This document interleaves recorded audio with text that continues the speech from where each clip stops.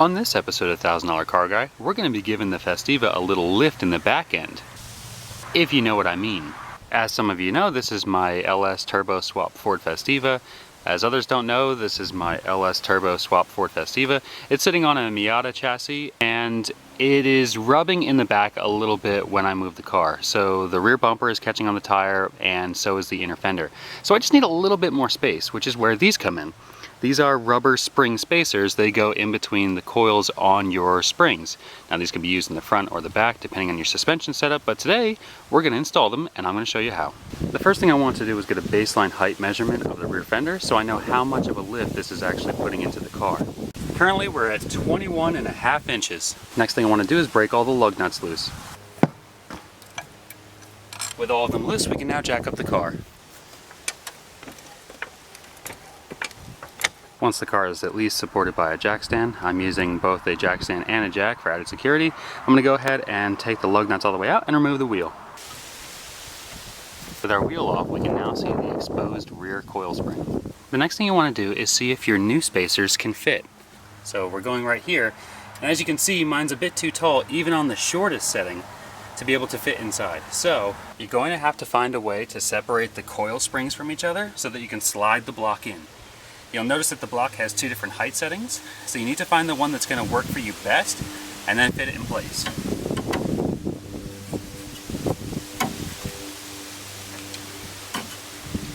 I might end up using one block to hold it open so that I can fit the other one in once I find a better tool for prying it apart. Now, after much persuasion and some big pry bars, you should be able to find a place where you can comfortably separate the springs. Now for me, this is like 10 minutes later of trying and failing, but eventually I found a way to do it. So I'm sure the method is going to be different for you, or if you have some spring compressors that you can run in reverse, that would be good. You may even have to take the whole strut assembly out in order to get enough movement in between the springs to fit your spacers. So the application is going to be different for everybody, but this is what's working for me.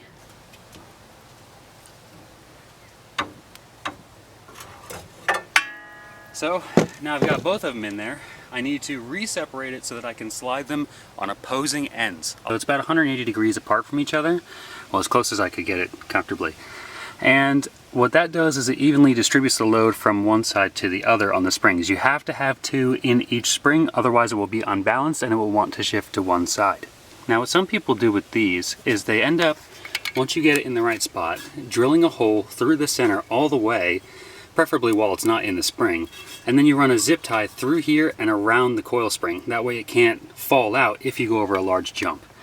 Now this car hardly ever sees any road use at all, or off-road. It doesn't really drive around, so I don't need to do that yet, but if they were to fall out, that's definitely a pro gamer tip I would use for the next one.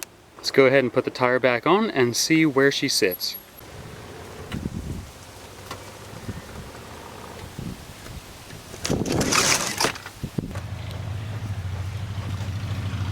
We'll go ahead and we'll get our new measurement.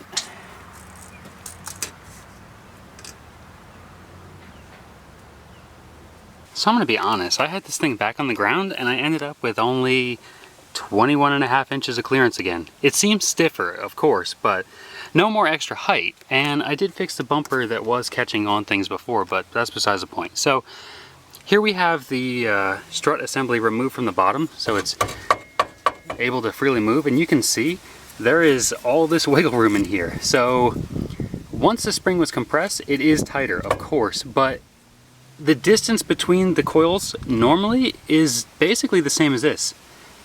So in order to see a noticeable difference, I have to get it in 90 degrees turned. So it has to be on the taller setting. So what I'm doing now is removing the coil spring strut assembly so that I can completely dismantle it and stick them in between before compressing the spring back on.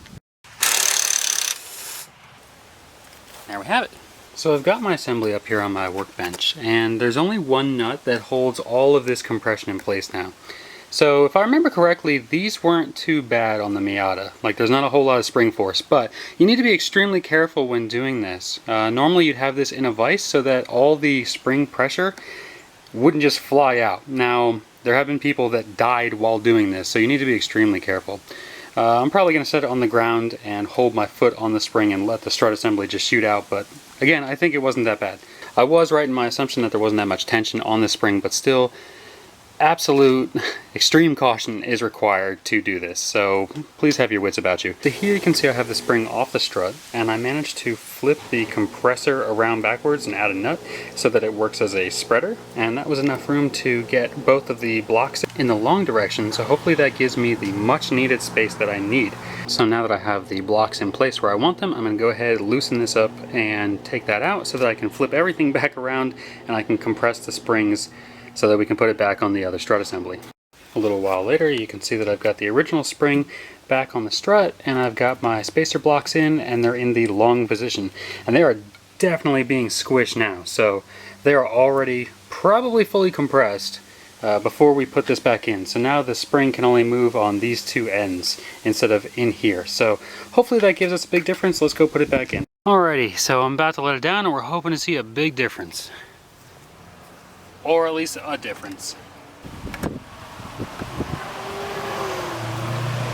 Well, I can already tell it's got a difference. Let's get the old measuring stick. So we're basically at 22 now. So using the longer side, we gained roughly a ½ inch. Now it should be stated I haven't done the other side yet, so let's check back in when I do the other side. I'm curious to find out if it pushes this side down or lifts up both together. So we got the other side completed. Doing our measure stick measuring,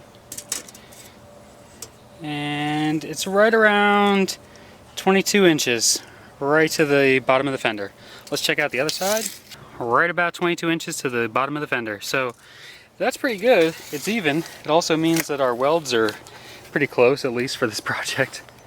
So all in all, what did we get? Basically a ½ inch, even though we were at the max setting. Which is supposed to be 1.5 inches, I believe. But still, that's as much clearance as I need. At least I won't rub now. So for $11 and change, it's really not a bad deal. Especially if you don't have the funds to get coilovers or custom-made suspension.